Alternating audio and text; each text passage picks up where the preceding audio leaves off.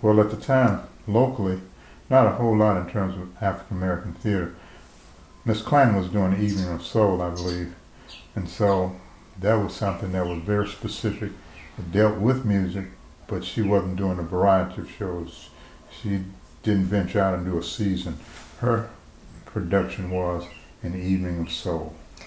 But I think that Mid-America Theater Company with Flo Roach and MP Carter. MP Carter, yeah. They were also working and doing some really innovative things as well in the community. Again, we didn't have the kind of support that we really needed, and I think Harry Bryce and his dance company, Harry Bryce Dancers, with startup Maxine Straughter, and other artists. So there was a great deal of activity in some cases, but it was sporadic. Even with us, we didn't really have a place after Beale Street Repertory Company, and so we did begin to look regionally, which was when we went to the Southern Black Cultural Alliance.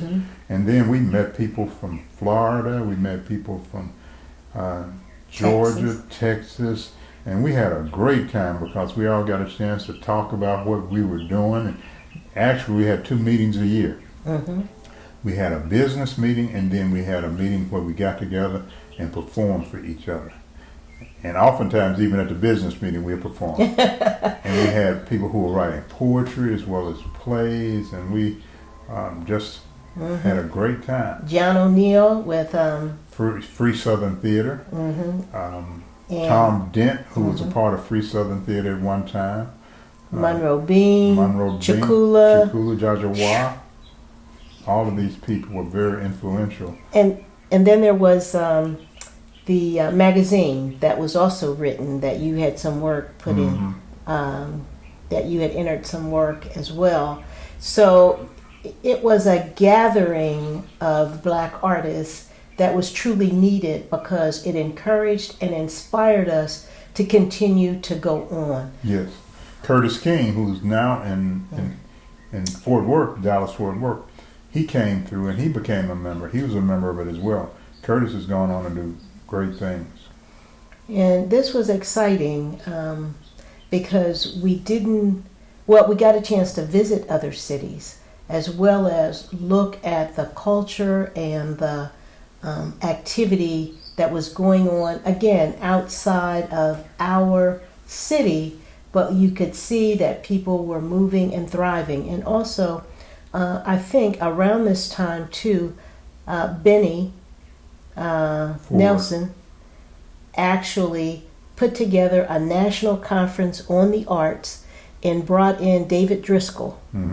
University of Maryland. That's right, and it was exciting, and out of that grew the Memphis Black Arts Alliance, which started as a service organization for particularly visual artists, which Benny was and is, but also it gathered all of us together as much as possible in Memphis. And Blue City Cultural Center is one of the founding members of the Memphis Black Arts Alliance. So with these national conferences dealing with the issues of Black artists, it did give us that inspiration. It did give us that opportunity to move forward, even though we were not receiving the kind of financial support that we needed from the city. We as Black artists knew that we had to continue. Right. Now nationally, the people who influenced us were, NEC, Negro Ensemble Company. Actually, Free Southern was a national company because they had done a show in New York years before. I think both Free Southern and NEC started in 1967. Then there was, you had people who were doing shows in New York. You had the River Niger was out. Black Theater, PTA, Black Theater Alliance out of New York. Hazel Bryant, Rich Richard Allen Cultural Center, and she actually did one of my plays. She really did Down on Bill, and in that show, Anna DeVere Smith, who became a huge name in theater, she was actually in that particular play. She played W.C. Handy's mother. Then you had Roger Furman in New York, who had a theater company. Just a lot of people that we knew based on going back and forth from New York and other places around the country. And then I think his name was Bailey, but he had come from NEC. Ron Bailey, I believe. Right. He came to Memphis to kind of see what we were doing here. So it was a very exciting period when we started. Now, of course, the issue always is how do you stay alive? How do you continue? And that was, I guess, and still is, one of our biggest concerns. Right.